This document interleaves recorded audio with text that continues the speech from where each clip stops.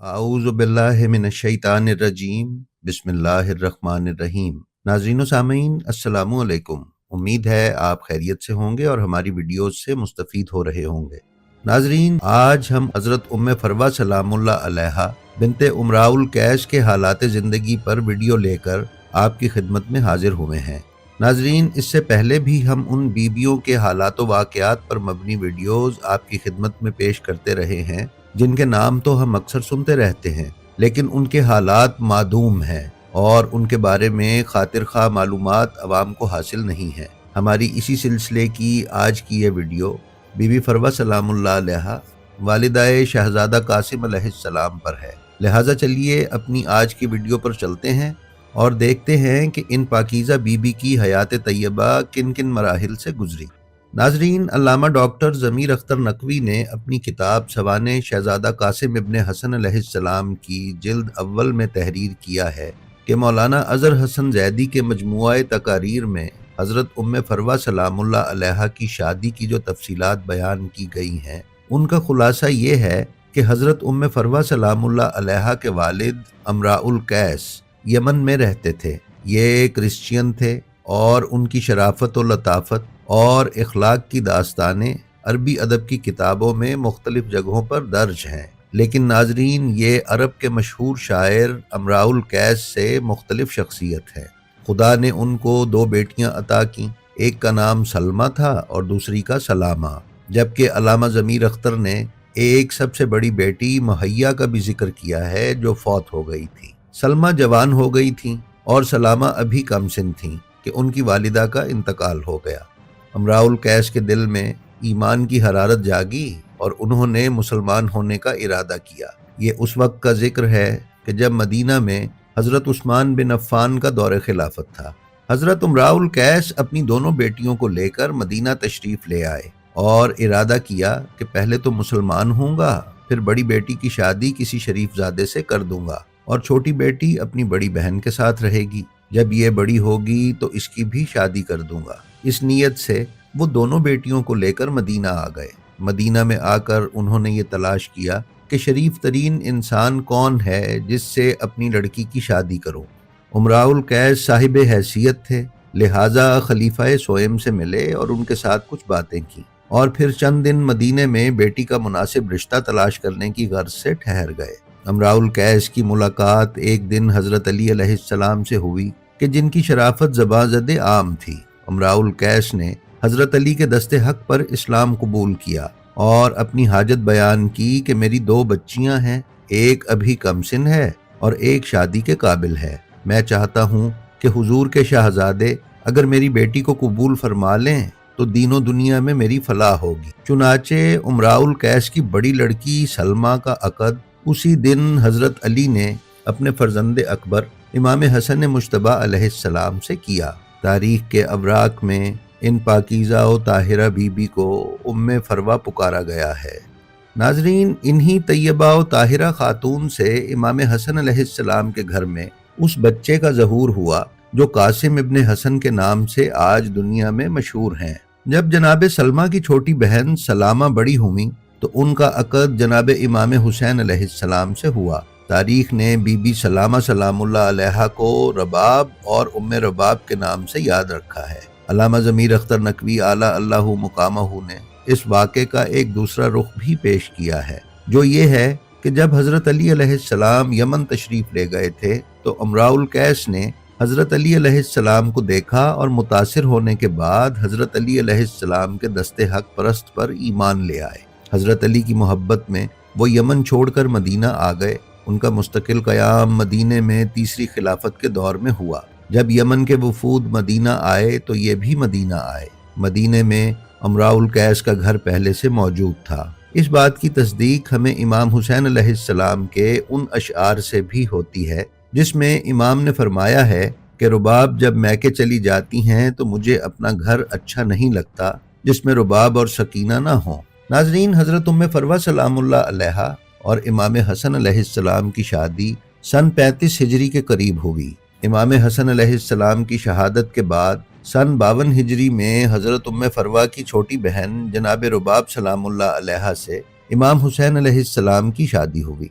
حضرت ام فروہ سلام اللہ علیہا اور امام حسن علیہ السلام کی شادی 16 سال تک رہی۔ ان 16 برس میں حضرت ام فروہ سلام اللہ علیہا میں سے 4 بیٹے اور 2 بیٹیاں دنیا میں تشریف لائیں، جن میں سے 5 کے اسمائے گرامی علامہ ضمیر اختر نے رقم کیے ہیں: فاطمہ بنت حسن، احمد بنت حسن، قاسم بنت حسن، عبداللہ الاکبر اور عبداللہ الاصغر۔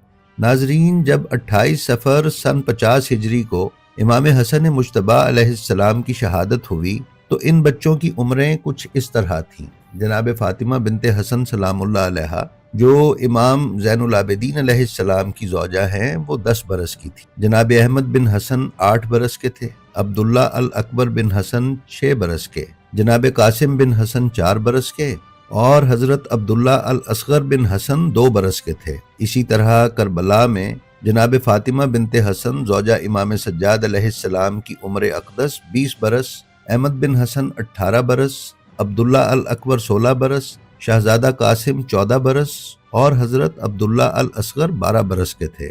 ناظرین، خلافت سے دستبردار ہونے کے بعد امام حسن علیہ السلام تقریباً 9 سال زندہ رہے۔ یہ تمام زمانہ آپ نے خانہ نشینی میں گزارا۔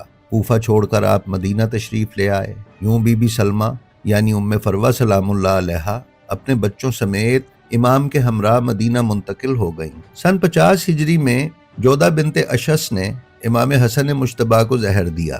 جب امام کی حالت غیر ہو گئی تو امام نے حضرت زینب سلام اللہ علیہا سے فرمایا کہ والدہ قاسم ام فروہ کس طرف ہیں، انہیں میرے پاس لے کر آئیے۔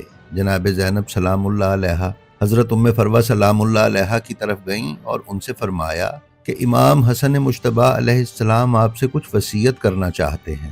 لہٰذا بی بی ام فروہ سلام اللہ علیہا امام حسن مجتبی کے قریب تشریف لائیں۔ امام حسن علیہ السلام نے جناب قاسم اور ان کے دیگر بہن بھائیوں کو قریب بلایا اور سب کو گلے لگایا اور ایک پرچے پر لکھی ہوئی وصیت ان بچوں کو دی اور جناب قاسم کو فرمایا کہ یہ وصیت تم سب کے لیے ہے، لیکن اسے تم بازو پر باندھ لو۔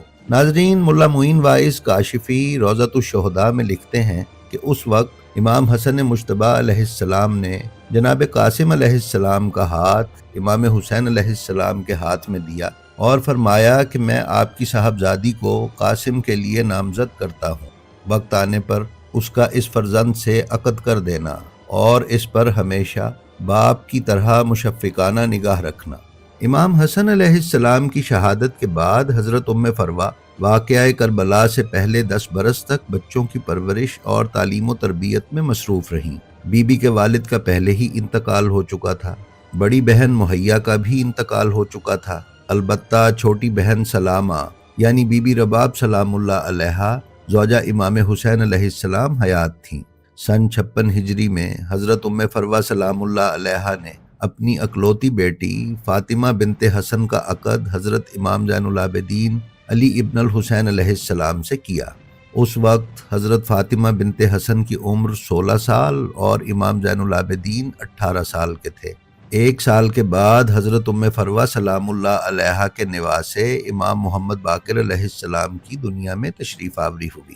ناظرین، ایسا اکثر ہوتا کہ کپڑا بیچنے والا کوئی سوداگر یمن یا مصر سے آتا تو امام حسین علیہ السلام کے در دولت پر ضرور حاضری دیتا۔ امام حسین کپڑا پسند کرتے اور کنیز کے ہاتھ حضرت ام فروہ کے پاس بھیج دیتے۔ امام حسین علیہ السلام کو معلوم تھا کہ بی بی ام فروہ جب سے بیوہ ہوئی تھیں کبھی بہترین لباس سے آراستہ نہیں ہوئی، لیکن یہ بھی معلوم تھا کہ بی بی اپنے بچوں کو بہترین لباس سی کر پہناتی تھیں۔ اسی طرح بہترین لباسوں سے ہی بی بی ام فروہ سلام اللہ علیہا نے اپنے بیٹوں کو تیار کر کے کربلا کے میدان میں شہادت کے لیے بھیجا تھا۔ ناظرین، علامہ ضمیر اختر نقوی نے سوانح شہزادہ قاسم ابن حسن میں بیان کیا ہے کہ امام حسین علیہ السلام کی شہادت کے بعد 5 بیویاں کبھی سائے میں نہیں بیٹھی: حضرت زینب، حضرت ام البنین، حضرت ام فروہ، حضرت ام لیلہ اور حضرت رباب سلام اللہ علیہم۔ دن کی دھوپ اور رات کی اوس میں کھلے آسمان کے نیچے یہ خواتین بیٹھ کر گریا کرتی رہیں، یہاں تک کہ ان کی وفات ہو گئی۔ علامہ تقی سپہر نے ناسخ التواریخ میں بیان کیا ہے کہ روز کربلا کے بعد سے جب تک یہ بیویاں حیات رہیں، ہمیشہ امام حسین علیہ السلام کے ماتم میں دن رات رویا کرتی تھیں۔ کسی نے نہ سر میں کنگھی کی، نہ تیل ڈالا، نہ مہندی لگائی، نہ کسی نے سرما لگایا، نہ ہی اپنا ماتمی لباس اتارا، یہاں تک کہ اسی غم و الم کی حالت میں ہر بی بی نے اس دنیا سے رخصت فرمائی۔ ناظرین، حضرت ام فروا سلام اللہ علیہا کی قبر مبارک قبرستان جنت البقیع مدینہ منورہ میں ہے۔ اگر آپ ہمارے چینل بلینڈ آف ہسٹری پر نئے ہیں تو برائے مہربانی اسے سبسکرائب کر لیں اور اس کے بیل آئیکن پر کلک کر کے آل نوٹیفیکیشنز کی سیٹنگ کا انتخاب کر لیں تاکہ آپ ہمارے کسی ویڈیو سے محروم نہ رہ سکیں۔ اس کے ساتھ ہی ساتھ ہمارا جو ویڈیو آپ کو پسند آئے اس کو اپنے حلقہ احباب میں شیئر کرنا نہ بھولیں تاکہ علوم آل محمد کی نشر و اشاعت میں آپ کی حصہ داری قائم رہے۔ اپنا اور اپنے متعلقین کا بے حد خیال رکھیے اور خلق خدا میں آسانیاں تقسیم کرتے رہیے۔ خدا آپ کا حامی و ناصر ہو۔ السلام علیکم۔